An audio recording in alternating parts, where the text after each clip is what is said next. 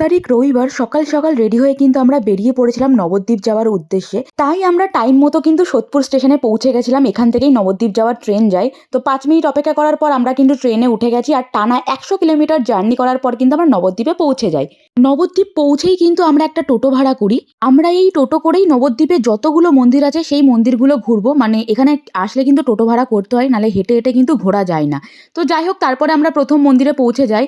তো এখানে একটা কথা বলে দিই তোমাদের, এখানে কিন্তু মন্দিরের ভেতরে কোনো ভিডিও ক্যামেরা অ্যালাউ নেই। তাই মন্দিরের ভেতরে আমি তোমাদের কিছুই দেখাতে পারবো না। বাইরে আমরা যা যা করেছি তারই কিছু কিছু ক্লিপ আমি তোমাদের দেখাচ্ছি। বাট কিছু কিছু মন্দিরে ভিডিও করা অ্যালাউ ছিল। যেসব মন্দিরে ভিডিও করা অ্যালাউ ছিল সেই সব মন্দিরে কিন্তু আমি ভিডিও করেছি। সেই সব ভিডিওগুলোই তোমাদের দেখানোর চেষ্টা করছি আমি ব্লগের মাধ্যমে।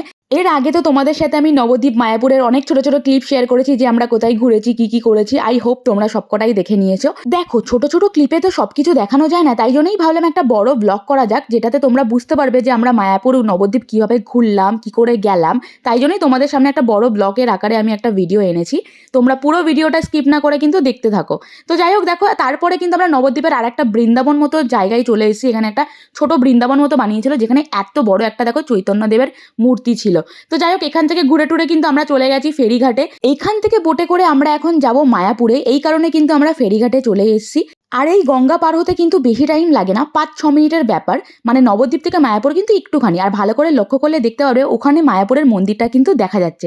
তো বোটে 6-7 মিনিট কাটানোর পর কিন্তু ফাইনালি আমরা মায়াপুর মন্দিরে চলে আসি। আর এখানেও নিয়মটা একই, যে এখানে ভিডিও ক্যামেরা করা অ্যালাউ নেই। আমরা কিন্তু মায়াপুরের বাইরে থেকেই ভিডিওটা করেছি। আর ভেতরে গেলে কিন্তু ওরা ফোন জমা নিয়ে নেয়। তো এখানে আমরা কিন্তু ওয়েট করছিলাম মন্দির খোলার জন্য। মানে এখানে কিন্তু 4টের সময় মন্দির খোলে আর আমরা পৌঁছেছিলাম 3টের সময়। তো 1 ঘন্টা আমরা মন্দিরের বাইরে ওয়েট করছিলাম। তাই আমরা মন্দিরের বাইরে বসে একটু ওয়েট করছিলাম, টাইম পাস করছিলাম, কথা বলছিলাম। তো তারপরে ভাবলাম এখানে ফুচকা বিক্রি হচ্ছে, একটু ফুচকা খাওয়া যাক। তারপরে আমরা কিন্তু এখানে ফুচকা খেতে চলে আসি, যেটা কিন্তু অসাধারণ বানিয়েছিল গাইস। তো ফুচকা খাওয়ার পর কিন্তু আমরা টুকটুক করে চলে যাচ্ছি মন্দিরে ঢোকার জন্য। এবার কিন্তু আমাদের ফোন টোন সব চেকিং হবে। আর এই এরিয়াটা এতটাই বড়, তোমাদের হাঁটতে হাঁটতে না পা ব্যথা হয়ে যাবে।